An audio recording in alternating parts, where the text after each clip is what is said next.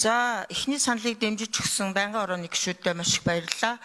За тэгээд энэ дээр нөгөө улсын төсвийн нөгөө нэрлсэн тоо байгаа штэ. Одоо статистик жил бүр нөгөө статистикийн хорооноос улсын дундаж цалин нэрлээд гаргацдаг штэ 2 сая одоо 700 ч гэх юм уу те.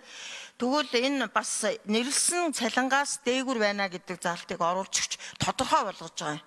Одоо ер нь бол бид нар боловсрол тэргүүлэх салбараа улс орны тэргүүлэх салбар хичээд өнөөдөр багш нар нь уулны цалин аваад явж байгаа шүү дээ.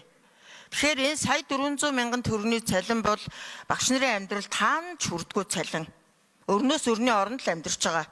Тийм учраас энэ багш нарын цалин нийгмийн баталгааг тодорхой одоо тоо тавьж юу яахгүй бол зүгээр л нийгмийн баталгааг дээшлүүлнэ. Яаж дээшлүүлэх, хэдэн хувиар дээшлүүлэх юм байхгүй.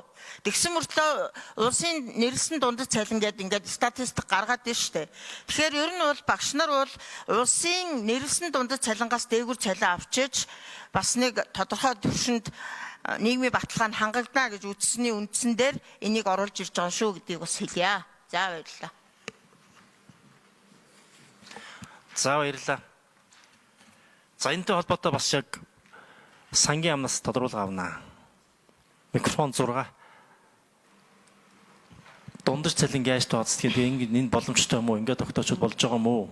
За гишүүний асуултанд сангийн амтлагч бол би санжаад орж дарга руу хилчлээ дотор явж байгаа одоо ороод ирэх гэж цалингийн асуудал дээр тэндээс илүү хэлэх зүйтэй болов. Би бол хөрөнгө оруулалтын асуудал хариуцдаг учраас яг тодорхой хэлэх боломжгүй байна. Микрофон 3-ыг хөдөлмөр нэг байгуулж юм бэлээ. Микрофон нэг дээр суугаад нэг асуулт байна. Улсын дундад цалин яаж тооцдгийг тэрэнд багш нарын цалингийн хэмжээ хэр жинтэй оролцдгийг. Хэрвээ жинтэй оролцдог бол эн чинь хоорондоо холбоо хамааралтай юм тооцооллын юут болох гэдэг байхгүй юу? Микрофон 1. Гэр бүл хөдөлмөр нийгмийн хамгааллын яамны газрын дарга Альмаа гишүүний асуултанд тодруулга өгье. За улсын дундаж цалин үндэсний статистикийн хороо улирал бүр тооцож байгаа. За мэдээллийн их усүр нь нийгмийн даатгалын ерөнхий газрын нийгмийн даатгалын одоо даатгуулагчдын мэдээллийн сангаас цалин усных мэдээллийг авч дундажлж ингэж нэрсэн цалингаа гаргаж тооцож байгаа. За тэгэхээр энэ бол нөгөө нийгмийн даатгалын шимтгэл төлөгчдийн авч байгаа цалингийн дунджаас гарч байгаа гэдэг. 1 сая орчим даатгуулагчийн мэдээллийн сангаас гаргаж байгаа. Тэгэхээр энэ бол багш нар үндсэндээ албан секторт хамрагдж байгаа учраас бүхэлдээ бол энэ нийгмийн даатгалын сангийн мэдээллийн баазд бол байж байгаа. Дотор нь ордог гэсэн үг тийм? Орно гэсэн үг. Хэдэн багш байдаг вүлээ? За багш нарын тухайд бол нийтдээ боловсролын салбарт 93 мянга орчим багш албан багш нар 10 орчим байна. Тий.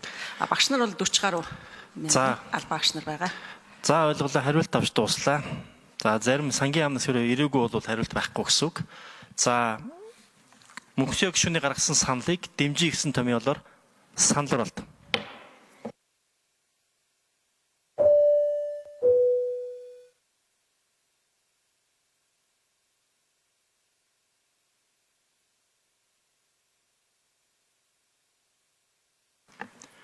За нийт гишүүдийн санал болтонд орсон гишүүдийн 58.8% дэмжиж санал дэмжигдлээ.